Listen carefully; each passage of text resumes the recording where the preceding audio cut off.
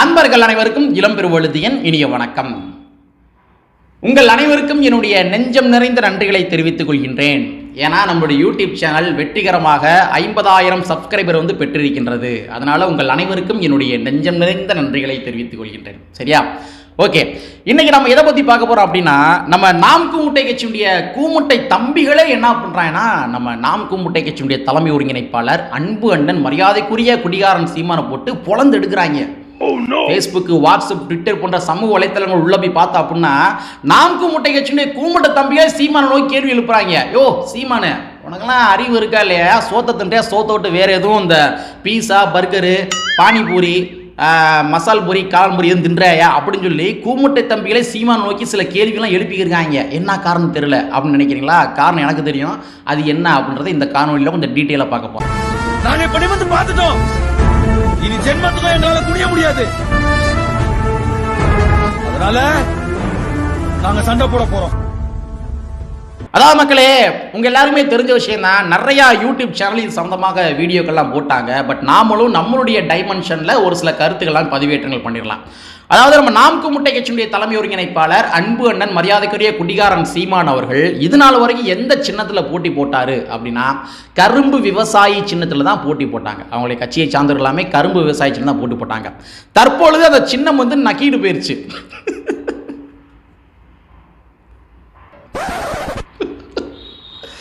Sorry, சரி, தற்பொழுது அந்த சின்னம் நக்கீடு போயிருச்சு. அதாவது நம்ம தேர்தல் ஆணையம் என்ன பண்ணாங்க, புடனிலே அடிச்சு போட உனக்கு இந்த சின்னம்லாம் கிடையாதா அப்படின்னு சொல்லி விரட்டி விட்டாங்க. நம்ம குடிகாரன் சீமானு பல இடங்களில் ப்ரெஸ் மீட்டில் பேசுகிறப்ப சொன்னார், நம்ம மத்திய அரசாங்கம் எங்களை வஞ்சிக்கின்றது ஆண்டவரே ஏசப்பா அப்படின்ற மாதிரி ஒரு சில ஓலாக்கள்லாம் விட்டுக்கு இருந்தார். ஆனால் உண்மையான காரணம் என்ன அப்படின்றத நீதிமன்றம் காரி துப்பியிருக்காங்க. இதனால தாண்டா உங்களுக்கு இந்த சின்னம் கிடைக்கல, அதாவது கரும்பு விவசாயி சின்னம் இதனால தான் உங்களுக்கு கிடைக்கல அப்படின்னு சொல்லி நீதிமன்றம் காரி துப்பியிருக்காங்க. அது என்ன மேட்ரு அப்படின்னா, தமிழ்நாட்டில் மிகப்பெரிய வெள்ளம் வந்துச்சு. இது எல்லாரும் தெரிஞ்ச விஷயம்தான். தமிழ்நாட்டில் வெள்ள பாதிப்புகள் ஏற்பட்ட உடனேயே எல்லா கட்சிக்காரங்களும் என்ன பண்ணாங்கன்னா, அந்த மக்களுக்கு போய் உதவிகள் செஞ்சாங்க, நலத்திட்டங்கள் எல்லாமே செஞ்சாங்க, நிவாரண பொருட்கள் எல்லாமே கொடுத்தாங்க. திராவிட முன்னேற்ற கழகம் கொடுத்தாங்க, அண்ணா திராவிட முன்னேற்ற கழகம் கூட போய் கொடுத்தாங்க. அதே மாதிரி விடுதலை சிறுத்தை கட்சி கண்டெய்னராக போய் நிவாரண பொருட்கள் எல்லாமே வழங்கினாங்க. நாம் கூமுட்டை கட்சியுடைய நம்ம குடிகாரன் சீமானும் கூட ஆங்காங்க ஒரு சில இடத்துல என்ன பண்ணார்னா நிவாரண பொருட்கள் வழங்கினார். உண்மைதான், சரியா? ஸோ நிவாரண பொருட்கள் எல்லா கட்சியுமே தான் வழங்கினாங்க. ஆனால் அவங்க அந்தந்த கட்சிக்காரங்க தன்னுடைய தேர்தல் களப்பணிகளில் தெளிவாகவும் இருந்தாங்க. அதே வேளையில் அவங்க நிவாரண பொருட்களை ஒரு பக்கம் கொடுத்துக்கிட்டு அதே வேளை தேர்தல் ஆணையத்தில் போய் எங்களுக்கு இந்தந்த சின்னங்கள் வேணும் அப்படின்னு சொல்லி எல்லா கட்சிகளுமே, இன்னும் சொல்ல போகிறதா இருந்தால் தமிழ்நாடு மட்டும் கிடையாது, இந்தியாவில் இருக்க எல்லா கட்சிகளுமே என்ன பண்ணாங்கன்னா, எங்களுக்கு இந்தந்த சின்னம் தான் எங்களுக்கு வேணும் அப்படின்னு சொல்லி பெட்டிஷன் கொடுத்து தனக்கு இருக்கிற சின்னத்தை தக்க வைப்பதற்காக எல்லா கட்சிகளுமே வேலை பார்த்தாங்க. ஆனால் குடிகாரன் சீமானு ஏதோ 1-2 இடத்துல நிவாரண பொருட்கள் கொடுத்துட்டு அந்த தேர்தல் ஆணையத்தில் போய் பெட்டிஷன் கொடுப்பதற்கு மறந்துட்டாராமா. பெட்டிஷன் கொண்டு போய் கொடுத்து எங்கள் கரும்பு விவசாயி சின்னத்தை கொடுங்க, இத்தனை வருஷம் நாங்கள் அதில் தான் போட்டி போட்டுருக்கோம் அப்படின்னு சொல்லி பெட்டிஷன் கொடுப்பதற்கே மறந்துட்டாராமா. அவர் சொல்கிறாரு, நாங்கள் வெள்ள நிவாரண பொருட்கள் கொடுக்கறது ஒரு தீவிரம் இருந்ததுனால பெட்டிஷன் கொடுக்க மறந்துட்டோம் அப்படின்னு சொல்லி குடிகாரன் சீமான சொல்கிறாரு. நம்ம நீதிமன்றம் என்ன பண்ணுறாங்கன்னா, ஐயோ எல்லா கட்சியுமே என்ன பண்ணுறாங்க, பெட்டிஷன் கொடுத்தாங்களே, தேர்தல் ஆணையத்தில் கோரிக்கை மனு கொடுத்தாங்களே, அந்த மாதிரி நீயும் கொடுத்துருக்கோம் தானே.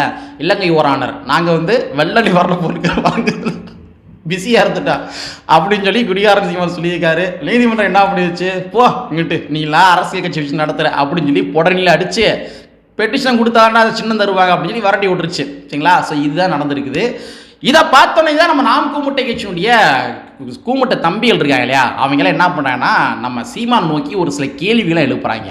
வானே 50 லட்சம் ரூபாய்க்கு சொகுசு கார் வாங்க தெரிஞ்சுல, வெள்ள நிவாரணத்தின் மூலமாக திரள் நிதி வாங்கி, அதாவது எல்லா மக்களுக்குமே நாங்கள் வெள்ள நிவாரணம் கொடுக்க போறோம்னு சொல்லி இங்க இருக்க தமிழ்நாட்டில் இருக்க ஏமாந்த தம்பிகள் எல்லாத்திட்டையுமே வெள்ள நிவாரணம் சொல்லி பணம் எல்லாத்தையுமே வாங்கி அதன் மூலமாக நீ என்ன பண்ண 50 லட்சம் ரூபாய்க்கு சொகுசு கார் வாங்க தெரிஞ்சுல.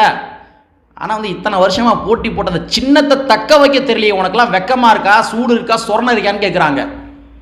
ஒரு அரசியல்வாதினா என்னங்க, ஒரு அரசியல்வாதினா என்ன, தன்னுடைய சின்னத்தை தக்க வைக்கிறதா அவருடைய தலையாய வேலையாக இருக்க முடியும். இல்லை நாங்கள் வந்து வெள்ள நிவாரணம் போது வந்து பொருட்கள் கொடுத்துக்கிருந்தோம், அதனால நான் சின்னத்தை வாங்கலை அப்படின்னு சொல்கிறேன்னா எவ்வளோ ஒரு கேவலமான அரசியல்வாதி, மதிநுட்பம் இல்லாத அரசியல்வாதி அப்படின்னு சொல்லி நான் கேட்கல. அந்த நாம் கூமுட்டை கட்சியுடைய கூமுட்டை தம்பிகளை கேட்குறாங்க. 50 லட்ச ரூபா கார் வாங்க தெரியுதுல்ல, மற்ற கட்சிக்காரங்க என்ன பண்ணுறாங்க, நீங்கள் வந்து பொருட்களை எங்களுக்கு வந்து கட்சியோட தலைமையகத்துக்கு அனுப்புங்கன்னு சொன்னாங்க. இப்போ நீங்கள் வந்து திராவிட முன்னேற்ற கழகத்தை எடுத்துக்கங்க, விடுதலை சிறுத்தை கட்சி எடுத்துக்கங்க, அவங்களாம் நிறைய பேர் என்ன பண்ணாங்கன்னா பொருட்களாகவே வாங்கி அனுப்பிட்டாங்க. தலைமைக்கு வந்து பொருட்களாக வாங்கி அனுப்பிட்டாங்க. அரிசி, பருப்பு, எண்ணெய், உளுந்து, இந்த மாதிரி அனைத்து பொருட்களுமே பொருட்களாக வாங்கி திருநெல்வேலிக்கு அனுப்பிவிட்டாங்க. அதற்கு பின்பாக தான் அங்கே வந்து டிஸ்ட்ரிபியூட் பண்ணாங்க. நீ என்ன பண்ண, சீமான் என்ன பண்ண, திரள் நிதியாக வாங்கி அதுலேருந்து இவர் போய் பொருள் வாங்குவாராமா. பொருள் வாங்கிட்டு வந்து மக்களுக்கு பாதையை கொடுத்துட்டு பாதி பணத்தை ஆட்டையை போட்டு சொகுசு கார் வாங்கிடுவேன். 50 லட்சம் ரூபாய்க்கு சொகுசு கார் வாங்கிடுவேன். சொகுசு கார் மட்டும் உனக்கு மறக்காம வாங்க தெரியுதே, அப்போ மறக்காம கோரிக்கை மனு போட்டுக்கணும்ல, சின்னத்தை தக்க வைப்பதற்கு கோரிக்கை மனு போட்டுக்கணும்ல அப்படின்னு சொல்லி நாம் கூமுட்டை கட்சியுடைய கூமுட்டை தம்பிகளை என்ன பண்ணுறாங்கன்னா தற்பொழுது அறிவு வந்து நம்ம சீமான் நோக்கி சில கேள்விகளாம் எழுப்பியிருக்காங்க. இந்த விஷயத்தோட சேர்த்து இன்னமும் கூட நம்ம குடியாரன் சீமான தோல் இருப்போம். அதாவது கரும்பு விவசாயிச்சம் நக்கீடு போன உடனே நம்ம சீமான் அவர்கள் என்ன பண்ணார், ப்ரெஸ் மீட்டில் பல இடங்களில் பேச என்ன சொன்னார், எங்களை வந்து பாஜக வந்து வஞ்சிக்குது ஒன்று. ரெண்டாவது என்ன சொன்னார், அடுத்த கடை ப்ராசஸ் என்ன பண்ணார், நேராக இங்கேருந்து கர்நாடகாவுக்கு போய் அந்த பாரதிய பிரஜா ஐக்கிய கட்சின்னு கட்சி இருக்கு இல்லையா, அந்த கட்சிக்கு தான் என்ன பண்ணியிருக்காங்க, சின்னத்தை கொடுத்துருக்காங்க. உடனே அந்த கட்சியுடைய அலுவலகத்துக்கு போய் காலில் விழுகாத குறையா இந்த சின்னத்தை எங்களுக்கு எப்படியாச்சும் விட்டு கொடுத்துருக்கேன்னு சொல்லி பிச்சை எடுத்தும் பார்த்தாரு. ஸோ இது ஒரு ப்ராசஸ். அந்த சின்னத்தை மீட்பதற்கு என்னென்ன பண்ணியிருக்காருன்ற பாருங்க, இது ஒரு ப்ராசஸ். அடுத்து என்ன பண்ணார், நீதிமன்றத்தில் வழக்கு போட்டார்.